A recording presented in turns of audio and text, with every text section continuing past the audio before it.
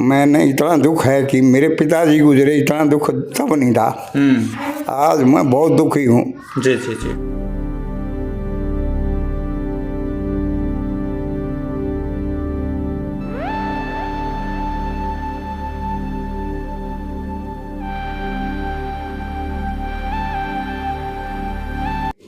वो कहते थे कि भाई मुख्तरमा जी आप बुजुर्ग हो गए। बोला ना टेंशन ना लिया करो, मैं 115 साल का जीऊँगा।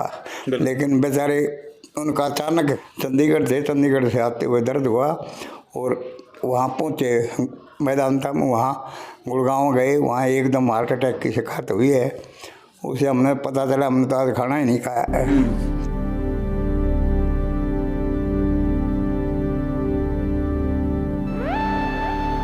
दोस्तों नमस्कार, प्रथम गूंज देख रहे हैं आप। मैं हूं आपका दोस्त त्रिदेव और आप सबको पता है आज एक दुख भरी खबर पूरे हरियाणा में जैसे ही पता चली तो पूरा का पूरा जो हरियाणा है वो शोक के माहौल में डूबा हुआ है। जैसा कि आप सबको पता है कि हरियाणा के पूर्व में सीएम रहे चौधरी ओम प्रकाश चौटाला जी आज हमारे बीच नहीं रहे, तो लाजमी है उनके जाने के बाद जो उनसे जुड़े हुए खास उनके वर्कर रहे, उनके करीबी रहे, तो उनका शोक में डूबना लाजमी है, उनका भावुक होना। तो उसी भावुक अवस्था में आज हमारे साथ मौजूद हैं मुख्तियार नाई जी। मुख्तियार नाई किसी परिचय के मोहताज नहीं है, चाहे देवीलाल के साथ नज़दीकियों की बात हो, चाहे ओम प्रकाश चौटाला के साथ नज़दीकी की बात हो, चाहे चौटाला परिवार से जुड़ा हुआ कोई भी शख्स है, उनके साथ इनकी करीबियाँ बेहद अच्छी मानी जाती रही हैं और इनका नाम पहले नंबर पे लिया भी जाता है जब भी चौटाला परिवार के करीबियों का नाम आता है।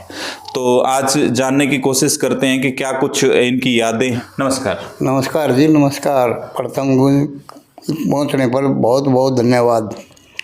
जो चौटाला साहब के देहांत में मैं खुद ही आज मैं अपने आप को कुछ विचार प्रकट करने में असमर्थ हूँ, लेकिन उनकी बातें याद आती हैं। वो हरियाणा के नेता नहीं, हिंदुस्तान के नेता थे जी, जो हर जाति को साथ लेकर चलते थे। जो उनके कुछ हालात होते हुए पारिवारिक उससे राज खराब कर दिया बच्चों ने। जो और कुछ अप्रिय घटना होती गई, सजा की, जो उस आदमी ने बहुत उससे सहन किया है और बड़ी मजबूरियां हुई उस आदमी का। आज वो हमारा देश को छोड़ कर चले गए हैं। उसके लिए हम बहुत ही दुखदाई हैं। आज हमारा परिवार, मैं सुबह से खाना नहीं खाया हमने, और उनके राजनीतिक पूर्ति नहीं हो सकती जी। जो उन चौटाला साहब हरियाणा के लिए क्या, हरियाणा के निर्माता ही थे। उन्होंने हर जाति के SC BC सबको प्राथमिकता दी। उन्होंने BC के लिए 3 आदमियों को राज्यसभा में भेजा, जैसे राम कुमार कश्यप है, रणबीर गंगवा का नीचे से फर्श से हरस तक पहुँचाया। उस आदमी ने कोई वो नहीं की। उसके कुछ हालात ऐसे हो गए, एक बार वो राज फिर देखना चाहते थे, हरियाणा में खुशहाल करना चाहते थे, उनकी अरमान अधूरे रह गए। वो कहते थे कि भाई मुख्तरमा जी आप बुजुर्ग हो गए। बोला ना टेंशन ना लिया करो, मैं 115 साल का जीऊँगा। लेकिन बेचारे उनका अचानक कल चंडीगढ़ से आते हुए दर्द हुआ और वहाँ पहुँचे मैदानता में, वहाँ गुड़गांव गए, वहाँ एकदम हार्ट अटैक की शिकायत हुई है। उसे हमने पता चला, हमने तो आज खाना ही नहीं खाया है और शाम को भी मुश्किल है। मैंने इतना दुख है कि मेरे पिताजी गुजरे, इतना दुख तब नहीं था। आज मैं बहुत दुखी हूँ। जी जी जी। उनकी त्रुटियाँ पूरी नहीं कर पा रहे।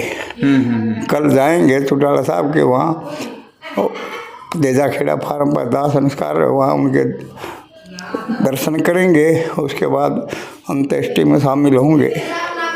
आप आंखों में अश्रुधारा देख सकते हैं लगातार इनकी जो बह रही है। आज काफ़ी सारी यादें हैं जो इनके उमड़ के उनके साथ बिताए हुए जो पल हैं वो आज लाजमी है कि ज़रूर इनके याद आ रहे होंगे और वो याद करके इनकी आंखें छलक रही हैं। तो कुछ एक हम जानने की कोशिश करते हैं, कोई यादगार किस्सा आप आज इस मौके पर आप शेयर करना चाहें, क्योंकि आज उनको याद करने का ही दिन है तो उनको याद किया ही जाना चाहिए।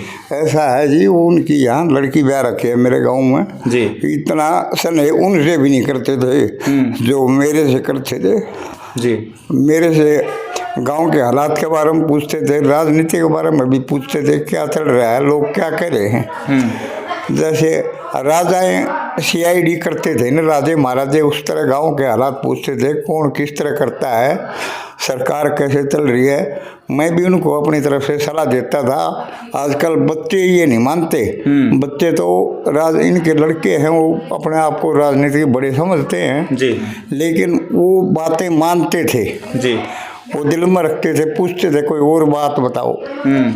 मैंने उनको मुलाकात हुई ना तब एक गाड़ी लेके आए थे वो। मैंने कहा चौटाला साहब एक गाड़ी ना लेके आ रहे हो, कहीं भी गाड़ी खराब हो सकती है, आपने चीफ मिनिस्टर बनना है। तो उन्होंने कहा यार मुख्तार एक गाड़ी क्या हो, फजूल मम्मी से यूज क्यों करूँ। एक दिन की भाई जो गाड़ी खराब होगी, मैं पीछे से गाड़ी लेके आ रहा था, मैंने कहा हमारा देखा आपने गाड़ी दो रखा करो। अब वही हुआ, मेरा रे भविष्य वाणी करने वाला। कई बार उन पहली दफ़ा वो थलीन तो मैं नीचे ग्राउंड में था खड़ा था, उनने बुला के मेरे को कहा आ जाओ भविष्यवाणी कराया, स्टेज पर बुला लिया। तो इसी तरह वो आदमी हीरा आदमी थे। रात को 12 बजे तक काम करते थे चीफ मिनिस्टर होते हुए, हर जिलों में DC SP से बात कर रात को 12 अगले दिन सोते थे, रात के 12 बजे के बाद सोते थे। वो ऐसे मेहनती कर्मठ ऐसे नेता नहीं मिलेंगे, न होंगे न हुए।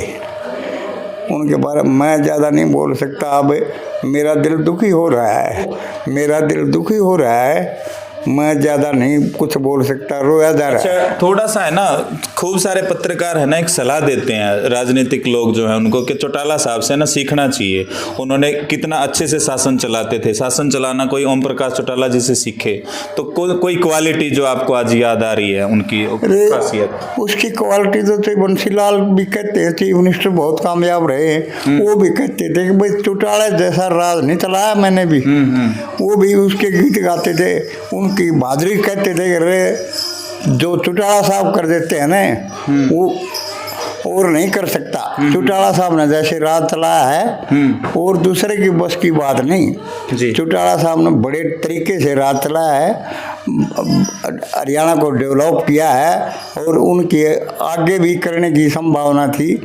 जो देवलाल ने किए थे कर्जे माफ और उनको दोबारा एक बार और करना चाहते, बुढ़ापा पेंशन भी बढ़ाना चाहते थे, लेकिन उनके अरमान अधूरे रह गए।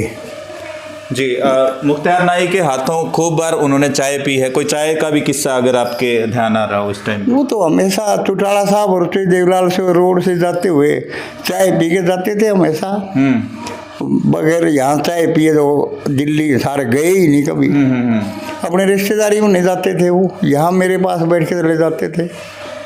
उनका सारा परिवार ही मेरे को तो देवलाल तो मेरे को 5वां बेटा मानते थे, कई बार कह देते थे तो मुख्तार क्या बात है, तेरे को चिंता है, टेंशन मत ले यार कोई भी बात का। बिल्कुल बिल्कुल। तो आज मेरे भी सारे अरमान ख़त्म हो गए हैं। मैं भी चाहता हूँ कि मेरे को भी भगवान उठा ले। तो लाजमी है कि देवीलाल अगर इनको बेटा मानते थे तो आज इनको ऐसा ही लग रहा है कि कहीं ना कहीं मेरा बड़ा भाई इस दुनिया को छोड़ के चला गया, यही लग रहा है? यही लग रहा है जी मेरे को आज। चलिए, तो हम भी अपने चैनल की ओर से ये दुआ करते हैं कि उनको भगवान उनकी आत्मा को शांति दे और जो इस तरह के दुखी जो लोग आज हो रहे हैं उनकी वजह से उनको ये दुख सहने की शक्ति दे। आप इस वीडियो को प्लीज़ ज़्यादा से ज़्यादा शेयर कर दें। धन्यवाद। जय हिंद, जय भारत।